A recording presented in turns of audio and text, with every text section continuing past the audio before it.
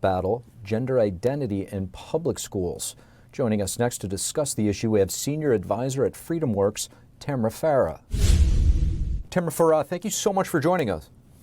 Thank you for having me, Steve. Of course. Tamara, there seems to be a new push throughout the country right now to remove gender identity from schools in the classroom. What can you tell us about this? What are they actually trying to do here? Absolutely. Well, as you probably know, over the last few years, right, we've had this uproar in schools, and schools have adopted policies to make sexual orientation and gender identity protected classes. That's been their goal, right? And that's where things have gone. And school districts are orienting these policies around the pressure from, and people need to know this because this is the foundation of it. The orientation is around pressure from teachers' unions, departments of education, state and federal, and very powerful non-government organizations that are funding various curricula in schools across this country. So these are the power brokers behind the curtain. But that is starting to shift, and thank God public opinion does still matter in America. There was a poll by the New York Times in September that showed 70% of registered voters are strongly or somewhat against teachers pushing gender identity and sexual orientation, which is also called SOGI, on elementary school students, and still even 50% or more are against it in junior and senior high. So this is a very big deal. As you know, when you get to 3/4 of the voters with anything, it's powerful. It's very interesting. I mean, I guess when you start to remove the topic or the issue of what your gender actually is, what does this ultimately lead to other than confusing kids who are at a stage in their development where structure and clearly defined rules and principles are critical? Absolutely. And putting that question in the bigger context, I recently wrote an opinion piece it's in Town Hall on why our students are failing. And we know part of it is the distraction of these non-academic topics, woke cultural agendas. And SOGI is a huge part of that. Really shouldn't be in schools at all, in my opinion.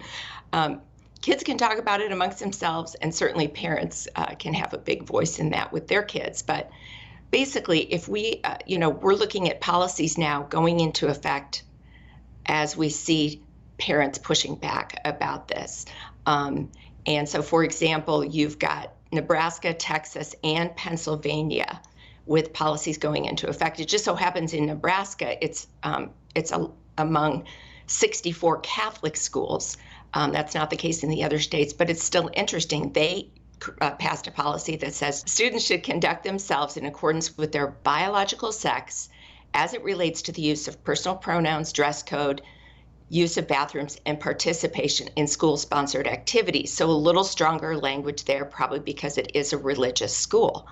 But nonetheless, they are making the point that we don't want to have a lot of discussion around this. So in Southlake, Texas, the Carroll Independent School District voted to amend its student code of conduct to remove the terms gender identity, sexual orientation, and religion. And, some people wanted to keep that because they want those to be protected classes.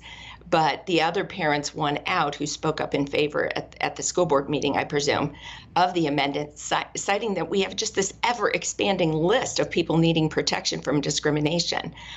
Pennsylvania redid a policy in the Central Bucks School District and saying that they want neutrality and balance in the classroom, in public displays in the hallways, those cases where you display things, that it really is not the job of teachers to be focusing on these topics. They want their kids to have an optimal learning environment. Yes, they want inclusiveness. We all do. None of us are for racism or excluding students, but putting a focus on this in education is certainly, this is a good shift away from that emphasis. Tamara Farah, thank you so much for joining us. Thank you for having me.